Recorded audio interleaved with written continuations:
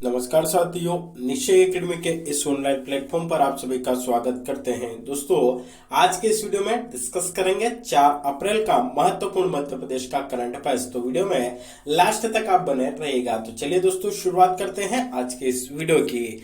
दोस्तों, सबसे पहले आज के मध्य प्रदेश के करंट अफेयर्स का पहला क्वेश्चन यहाँ पर हम डिस्कस कर लेते हैं। पहला क्वेश्चन दोस्तों निकल कर आता है कि हाल ही में किस राज्य सरकार ने निगम, मंडल, प्राधिकरण, आयोग, कमेटी और बोर्ड के अध्यक्ष और उपाध्यक्षों को कैबिनेट एवं राज्य मंत्री का दर्जा दिया है? 4 ऑप्शन है, मध्य प्रदेश, राजस्थान, गुजरात या महाराष्ट्र। तो दोस्तों ऑप्शन है मध्य प्रदेश यहाँ पर हमारा राइट आंसर बनता है। चलिए इससे जुड़ी जानकारी यहाँ पर देख लेते हैं। मध्य प्रदेश में इसी साल विधानसभा चुनाव होने वाले हैं। चुनावों से पहले सरकार ने निगम, बोर्ड और प्राधिकरण के 8 अध्यक्षों को कैबिनेट मंत्री का दर्जा दिया है।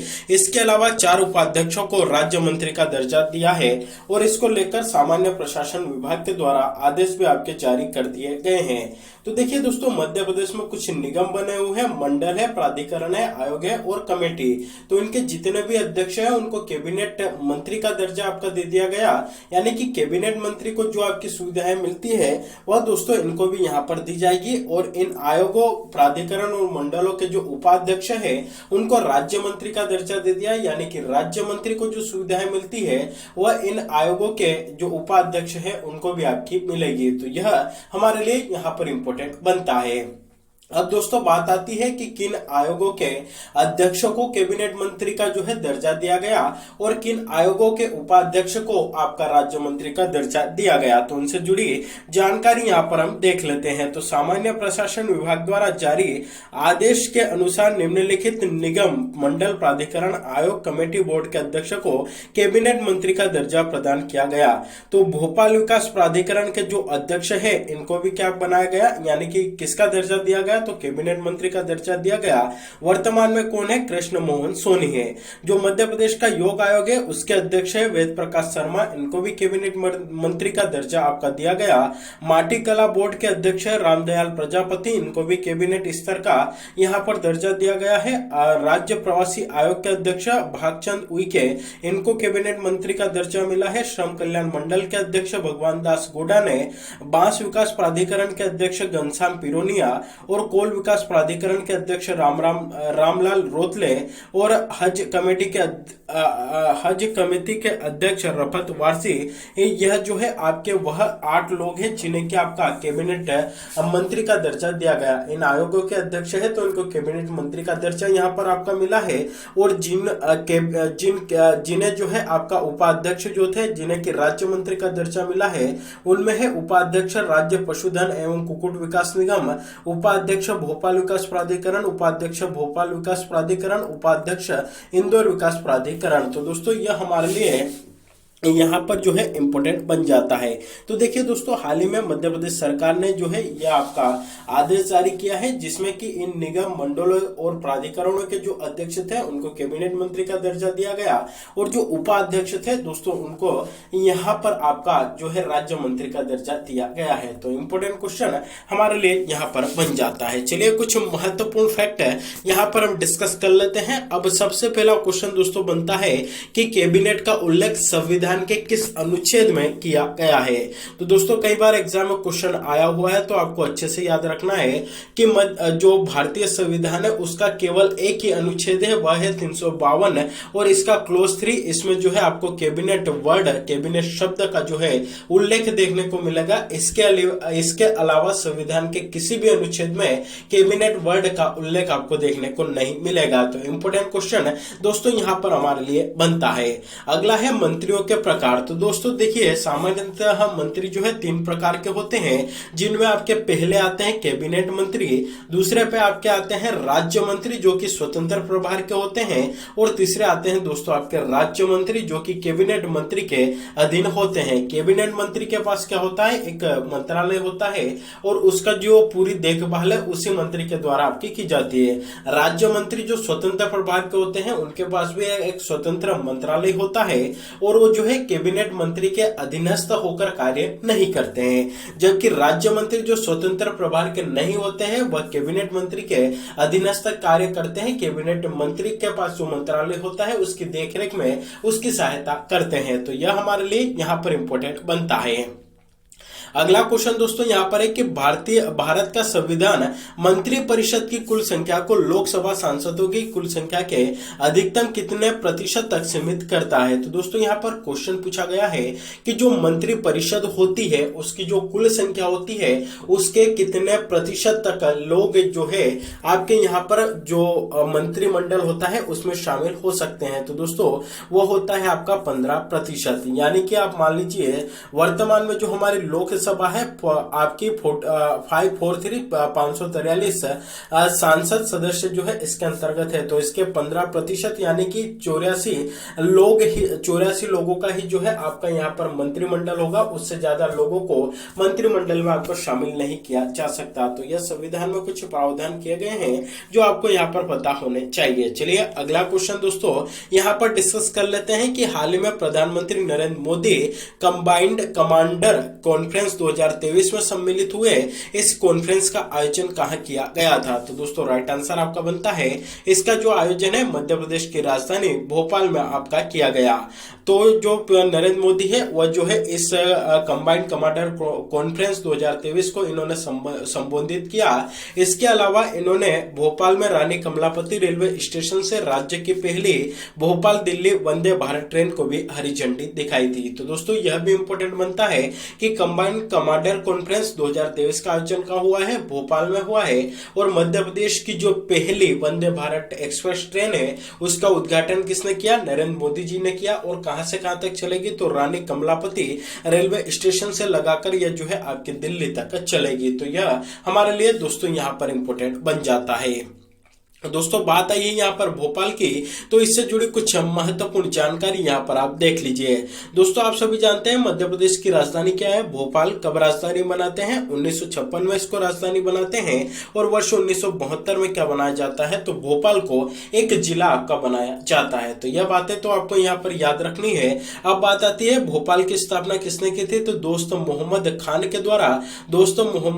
के द्वारा इसकी स्थापना की जाती है। अगला क्वेश्चन बनेगा कि भोपाल का पहला नवाब कौन था, तो भोपाल का पहला नवाब बनता है दोस्तों आपका यार मोहम्मद खान, जो कि कौन था, तो दोस्तों मोहम्मद खान का लड़का था, इसका पुत्र था। वहीं अगर आपसे पूछा जाए कि भोपाल राज्य की पहली बेगम कौन थी, तो यह थी आपकी कुदसिया बेगम, जिसे दोस्तों आपका गोहर बेगम के नाम से भी जाना जाता है। तो यह हमारे लिए यहाँ पर इंपॉर्टेंट बनता है।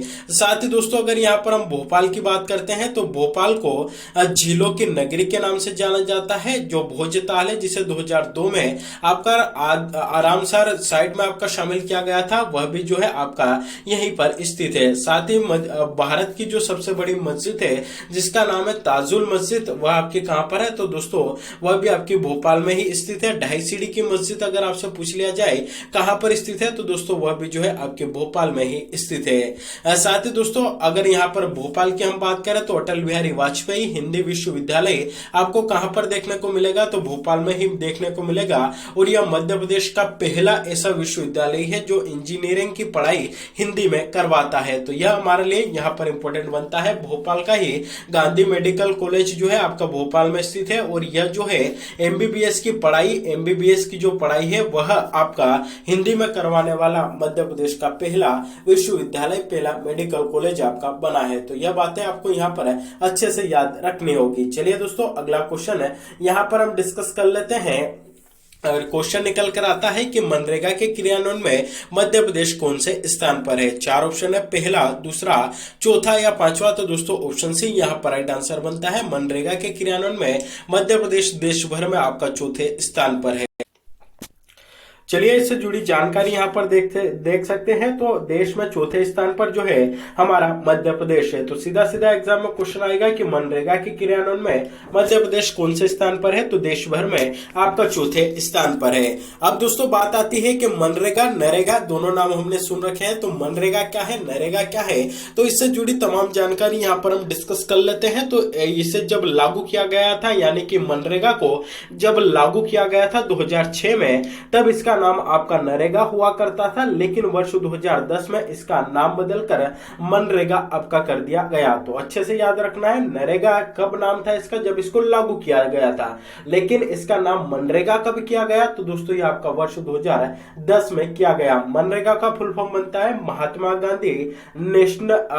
गांधी रोजगार गारंटी योजना जो है इसका यहाँ पर फुल फॉर्म बनता है। तो यह हमारे लिए यहाँ पर इंपॉर्टेंट बन जाता है। साथ ही दोस्तों मनरेगा की बात करें तो 100 दिन का गारंटी युक्त रोजगार उपलब्ध जो है इस योजना के तहत आपका करवाया जाता है। और महात्मा गांधी राष्ट्रीय ग्रामीण रोजगार गारंटी अधिनियम 2 फरवरी 2006 को 200 जिलों में आपका शुरू किया गया था। तो यह जो योजना है महात्मा गांधी राष्ट्रीय रोजगार गारंटी योजना, यह इसके लिए एक अधिनियम 2005 में आया था और उस अधिनियम के तहत 2 फरवरी 2006 को इसको जो है शुरुआत में भारत के 200 जिलों में शुरू किया गया था और उसके बाद में जो है इसको पूरे भारत में आपका लागू किया गया था। तो यह हमारे लिए दोस्तों यहाँ पर इंपॉर्टेंट बन जाता है। तो यह फैक्ट भी आपको यहाँ पर याद रखने हैं। चलिए कुछ और फैक्ट यहाँ पर देख लेते हैं कि मध्य प्रदेश पीएम स्वनिधि योजना के प्रथम और द्वितीय चरण के क्रियान्वयन में देश भर में कौन से स्थान पर रहा है, तो दोस्तों यह आपका प्रथम स्थान पर रहा है। यह आपको यहाँ पर अच्छे से याद रखना है। पीएम स्वनिधि योजना के क्रियान्वयन में जो है आपका मध्य प्रदेश प्रथम और द्वितीय चरण जो दोनों इस योजना के हुए, पीएम स्वनिधि योजना के जो पहला चरण हुआ और जो दूसरा चरण हुआ, उन दोनों के क्रियान्वयन में हमारा मध्य प्रदेश देश भर में टॉप पर बना हुआ है। मध्य प्रदेश मातृ वंदना योजना में देश में कौन से स्थान पर है, तो हमारा मध्य प्रदेश इसमें भी जो है आपका प्रथम स्थान रखता है। अगला क्वेश्चन है कि मध्य प्रदेश अमृत सरोवर के पूर्ण कार्यों की संख्या के आधार पर देश में कौन से स्थान पर है, तो दोस्तों ये आपका देश में दूसरे स्थान पर है। साथ ही दोस्तों अमृत सरोवर से यहाँ पर जो है आपको याद रखना है कि भारत का या देश का पहला हर घर जल प्रमाणित जो जिला है, प्रमाणित सर्टिफाइड है जिला कौन सा बना है, तो दोस्तों वो आपका मध्य प्रदेश का बुरहानपुर बना है। हर घर नल जल जो योजना आपकी यहाँ पर चल रही है उसके तहत जो है देश का पहला सर्टिफाइड जिला कौन सा बना है, तो दोस्तों वो आपका बुरहानपुर बना है। तो यह भी हमारे लिए यहाँ पर इंपॉर्टेंट बनता है। चलिए कल के करंट अफेयर्स का एक बार रिविजन कर लेते हैं। पहला क्वेश्चन था कि मध्य प्रदेश के किस जिले की बबीता राजपूत को जल शक्ति मंत्रालय की ओर से जल प्रहरी अवार्ड तथा प्रधानमंत्री मोदी ने रियल हीरो अवार्ड से सम्मानित किया है। तो बबीता राजपूत दोस्तों इनकी बात करें तो यह जो है मध्य प्रदेश के छतरपुर जिले से आपकी बिलोंग करती है और पहाड़ को खोद के 107 किलोमीटर की जो है इनके द्वारा यहाँ पर नहर 107 मीटर की लंबी नहर जो है इनके द्वारा यहाँ पर बनाई जाती है। इसलिए भारत सरकार का जो जल शक्ति मंत्रालय है उनकी ओर से इनको जल प्रहरी अवार्ड और प्रधानमंत्री को रियल हीरो अवार्ड से आपका सम्मानित किया जाता है। कुछ फैक्ट भी देखे थे कि महाराजा छत्रसाल संग्रहालय छतरपुर में है। जल बिहारी का मेला कहां पर लगता है, दोस्तों आपका छतरपुर में लगता है। और अनीता चौधरी जो कि मध्य प्रदेश के छिंदवाड़ा जिले से बिलोंग करती है, इनको स्वच्छ सुजल शक्ति सम्मान 2023 से आपका सम्मानित किया गया है। अगला क्वेश्चन दोस्तों था कि मध्य प्रदेश के किस जिले के नसरुल्लागंज का नाम बदलकर बेहरुंदा कर दिया गया, तो मध्य प्रदेश के सीहोर जिले में स्थित नसरुल्लागंज का नाम बदलकर बेहरुंदा जो है आपका यहाँ पर कर दिया गया। ऑप्शन बी सीहोर यहाँ पर राइट आंसर बनता है। इसके पहले जो मध्य प्रदेश का होशंगाबाद है दोस्तों उसका नाम बदलकर क्या कर दिया गया, आपका नर्मदापुरम हो चुका है। इसके अलावा जो बाबई था उसका नाम बदलकर दोस्तों आपका यहाँ पर माखन नगर कर दिया गया है। जो पातालपानी रेलवे स्टेशन है उसका नाम बदलकर टंटिया भील रेलवे स्टेशन दोस्तों आपका यहाँ पर कर दिया गया है। और भोपाल का भी जो इस्लाम नगर था उसका नाम बदलकर दोस्तों आपका यहाँ पर जगदीशपुर कर दिया गया है। तो यह हमारे लिए यहाँ पर इंपॉर्टेंट बनता है। अगला क्वेश्चन था कि महाराष्ट्र साहित्य अकादमी का सबसे बड़ा सम्मान महाराष्ट्र भारती विकास दवे को प्रदान किया गया, तो वह कौन है, तो वह वर्तमान में हिंदी साहित्य अकादमी के आपके निदेशक है। तो इनको महाराष्ट्र साहित्य अकादमी का सबसे बड़ा सम्मान महाराष्ट्र भारती जो है इनको प्रदान किया गया था। तो इंपोर्टेंट क्वेश्चन अपने आप में यहाँ पर बन जाता है। चलिए दोस्तों प्रीवियस मंथ के कुछ इंपोर्टेंट क्वेश्चंस यहाँ पर हम डिस्कस कर लेते हैं। पहला क्वेश्चन दोस्तों निकल कर आता है कि मध्य प्रदेश के किस एयरपोर्ट पर प्रदेश का पहला कैटेगरी 2 लैंडिंग सिस्टम लगाया गया, तो दोस्तों यह आपका लगा है Ahilyabai Holkar airport. Option B यहाँ पर आपका राइट आंसर बनेगा। Option B Raja Bhoj airport Bhopal यहाँ पर आपका राइट आंसर बनेगा। मध्य प्रदेश के भोपाल स्थित राजा भोज एयरपोर्ट प्रदेश का पहला एयरपोर्ट बन गया है, जहां पर कैटेगरी 2 लैंडिंग सिस्टम लगाया गया, जिसकी मदद से खराब मौसम में भी फ्लाइट आपकी लैंड हो सकेगी। तो कहां लगा है? राजा भोज एयरपोर्ट, जो कि आपका भोपाल में आता है। अगला क्वेश्चन है कि निम्नलिखित में से मध्य प्रदेश के किन स्थलों को केंद्र सरकार द्वारा स्वदेश दर्शन 2.0 योजना में सम्मिलित किया गया? तो दोस्तों राइट आंसर आपका बनता है ऑप्शन बी, पड़ावली की गढ़ी को स्वदेश दर्शन 2.0 योजना के तहत केंद्र सरकार के द्वारा आपका सम्मिलित किया गया है। केंद्र सरकार द्वारा मध्य प्रदेश के मुरैना के बटेश्वर मंदिर समूह, पड़ावली की गढ़ी, मितावली मंदिर पर्यटन स्थल को स्वदेश दर्शन 2.0 योजना में आपका शामिल किया गया। तो दोस्तों ऑप्शन डी उपरोक्त सभी जो है आपका यहाँ पर राइट आंसर होगा।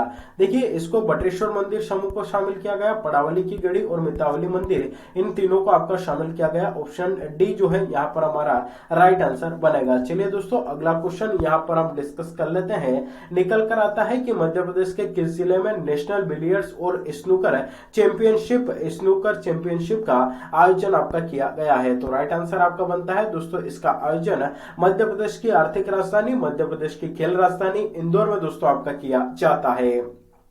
अब 25 नवंबर 2022 से इंदौर शहर में नेशनल बिलियर्ड्स और स्नूकर चैंपियनशिप की आपकी शुरुआत की गई। इस चैंपियनशिप में लगभग 1100 से अधिक खिलाड़ियों ने भाग लिया। इंदौर शहर ने 8वीं बार नेशनल बिलियर्ड्स स्नूकर चैंपियनशिप की आपकी मेजबानी की थी। अगला क्वेश्चन है कि मध्य प्रदेश को 41वें भारत अंतर्राष्ट्रीय व्यापार ITF मेले 2022 में कौन सा पदक मिला है? तो दोस्तों इसको यहाँ पर आपका कांस्य पदक मिला है। ऑप्शन सी यहाँ पर राइट आंसर बनता है। मध्य प्रदेश मंडल ने नई दिल्ली में आयोजित हुए 41वें भारत अंतर्राष्ट्रीय व्यापार मेले 2022 में अपनी विशेष प्रस्तुति देकर कांस्य पदक इन्होंने प्राप्त किया है। इस मेले का आयोजन 14 से 27 दिसंबर 2022 में जो है इसका किया गया था। इसकी थीम थी vocal for local to global, जो है इसकी थीम आपकी रखी गई थी। तो ITF मेला कहाँ आयोजित हुआ था? नई दिल्ली में आयोजित हुआ था। कब हुआ था? 14 से 27 दिसंबर तक जो है इसका आयोजन किया गया था। और इसमें मध्य प्रदेश को कौन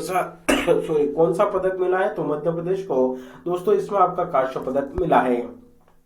चलिए अगला क्वेश्चन देखते हैं कि 18 नवंबर 2022 को मध्य प्रदेश दिवस समारोह का आयोजन कहां किया गया? 4 ऑप्शन है, भोपाल, नई दिल्ली, खजुराहो या बेंगलुरु। तो दोस्तों ऑप्शन है भोपाल, यहां पर राइट आंसर बनता है। मध्य प्रदेश दिवस समारोह का आयोजन नई दिल्ली के प्रगति मैदान में 41वें भारतीय अंतर्राष्ट्रीय व्यापार मेले में आपका किया गया था। ऑप्शन बी नई दिल्ली जो है आप यहाँ पर कर लीजिएगा। चलिए दोस्तों अब जो है डेली एक टॉपिक यहाँ पर डिस्कस करते हैं। आज के इस टॉपिक के अंतर्गत मध्य प्रदेश के प्रमुख किले हम यहाँ पर डिस्कस करने वाले हैं।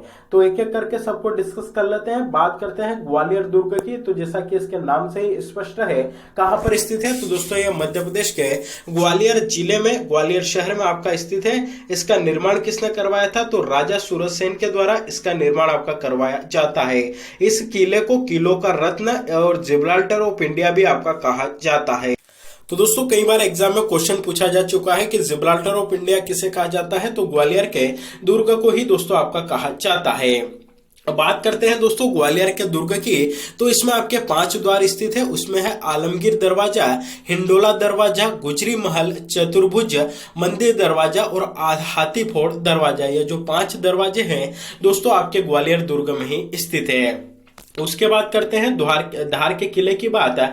नाम से ही स्पष्ट है कहां पर है, तो धार में आपका स्थित है। मोहम्मद तुगलक के द्वारा इसका निर्माण करवाया गया था। खरबूजा महल इस किले में ही आपका स्थित है। अब्दुल शाह चंगल का मकबरा भी यहीं पर देखने को मिलेगा। और बाजीराव का जो जन्म है वह भी आपके धार के किले में ही हुआ था। अगला किला है दोस्तों असुरगढ़ का किला, जो कि जिसका निर्माण आसा अहिर राजा के द्वारा करवाया गया था। कहां पर है, तो यह मध्य प्रदेश के बुरहानपुर में असुरगढ़ नामक स्थान पर जो है आपका स्थित है। अगला है चंदेरी का किला। दोस्तों यह जो है मध्य प्रदेश के अशोकनगर जिले में आपका स्थित है। और इसका जो निर्माण है नरेश कीर्तिपाल के द्वारा इसका निर्माण करवाया जाता है। जोहरकुंड, हवा महल और नौखंडा तथा खूनी दरवाजा चंदेरी के किले में ही दोस्तों आपके स्थित है। कुछ और प्रमुख फैक्ट है यहाँ पर देख लेते हैं। गिन्नौरगढ़ दुर्ग आपका जो है कहां पर है, तो मध्य प्रदेश के रायसेन जिले में स्थित है। और इसका निर्माण किसने कराया था, तो महाराजा राजा उदय वर्मन के द्वारा इसका निर्माण आपका करवाया जाता है। रायसेन दुर्ग रायसेन में स्थित है, राजा राज बसंती ने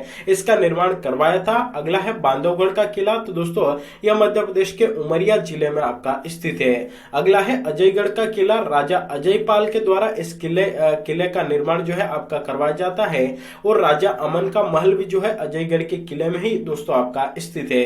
अगला है ओरछा दुर्ग, जो कि दोस्तों आपका मध्य प्रदेश के निवाड़ी जिले में आता है और राजा वीर सिंह बुंदेला के द्वारा इसका निर्माण आपका करवाया जाता है। मंदसौर का किला दोस्तों, इसकी जो अगर हम यहाँ पर बात करें कि कहां पर स्थित है, मंदसौर में स्थित है। अलाउद्दीन खिलजी के द्वारा दोस्तों इसका निर्माण आपका करवाया जाता है। अगला है नरवर का किला, राजा नल के द्वारा इसका निर्माण करवाया जाता है और कहां पर स्थित है, तो मध्य प्रदेश के शिवपुरी में दोस्तों ये आपका स्थित है। तो ये मध्य प्रदेश के किलों से संबंधित है कुछ जानकारी जो यहाँ से कि अक्सर एग्जाम में क्वेश्चंस बनते हैं, आपके साथ डिस्कस कर ली है।